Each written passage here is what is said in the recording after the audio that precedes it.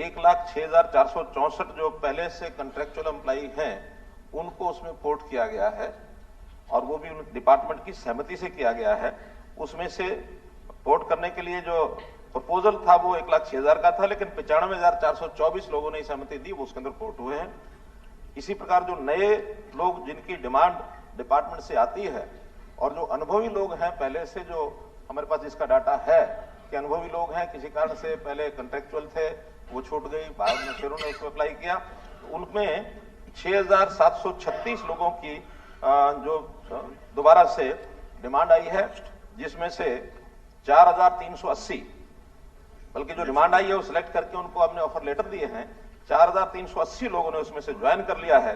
शेष का भी समय है जो उसको ज्वाइन करेंगे। पहली बात तो ये है कि ये व्यवस्था शुरू क्यों की गई, क्योंकि बहुत से एम्प्लॉइज जो हमारे आउटसोर्सिंग पर ठेकेदार प्रथा के माध्यम से आते थे और लगातार एम्प्लॉइज के और भिन्न भिन्न ऑर्गेनाइजेशन ने कहा कि इस ठेकेदारी प्रथा को किस तरीके से खत्म किया जाए, क्योंकि ऐसे आउटसोर्सिंग के जितने भी कर्मचारी हैं उनका शोषण बहुत होता था।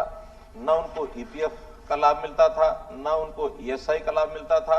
तो इस प्रकार की बहुत सी समस्याएं थी, जिसमें से लंबे विचार के बाद हमने कहा कि ठीक है, आउटसोर्सिंग रखना तो सरकार को पड़ता ही है, क्योंकि जो स्थायी नौकरियां हैं उसके लिए हमारी व्यवस्था अलग है। वो स्टाफ सिलेक्शन कमीशन है, वो एचपीएससी है, या कहीं कहीं जो अलग से व्यवस्थाएं जो बनी हुई हैं वो सब परमानेंटली अलग से हैं।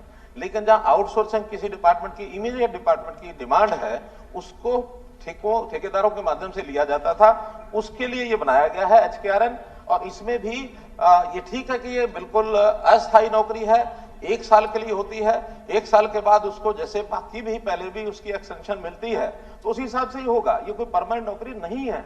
परमानेंट नौकरी का तो अलग से हमने, जैसे ग्रुप सी का भी सीईटी हुआ है, अब उसमें से नौकरियां लगभग 30-35 हजार की रिक्वेशन आ गई है। उसी के बाद ग्रुप डी की है, उसके भी सीईटी होना है, वो सब प्रक्रिया अलग है। ये तो तुरंत इमीडिएट आवश्यकता को पूरा करने के लिए एचकेआरएन के माध्यम से करते हैं। अब इसमें किस आधार पर करते हैं, आधार जो पूछा है, इसमें हमारा बिल्कुल ट्रांसपेरेंट आधार है और इस आधार के हिसाब से मैं कह सकता हूं कि पोर्टल बनाया गया है, ट्रांसपेरेंट है।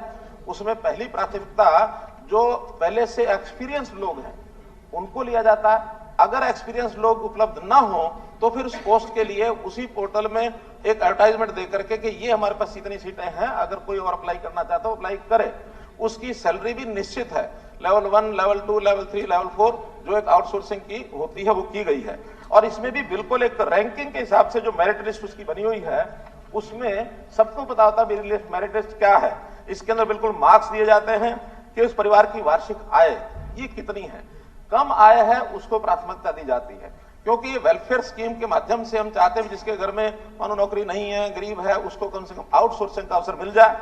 दूसरा, उस उम्मीदवार की आयु भी जो एक मध्यम आयु काम करने की लगभग 30-35 साल है, उसको ज्यादा वेटेज दी जाती है, क्योंकि उसकी उम्र ऐसे निकल रही है, उसको कम से कम इस स्टेज पर भी कोई और काम नहीं मिला है और वो इस नौकरी पर आना चाहता है तो उसको ज्यादा दी जाती है।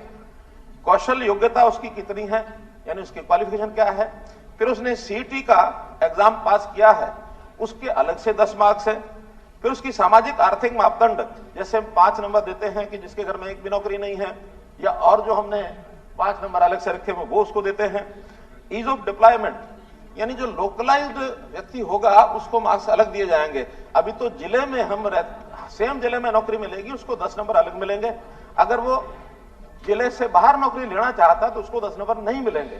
जहां तक ट्रांसपेरेंसी का विषय है, बिल्कुल मार्किंग तय होती है, उनको उनके मार्क्स बता दिए जाते हैं कि इतने मार्क्स तक जो है रैंकिंग तक इनको नौकरी दी गई है।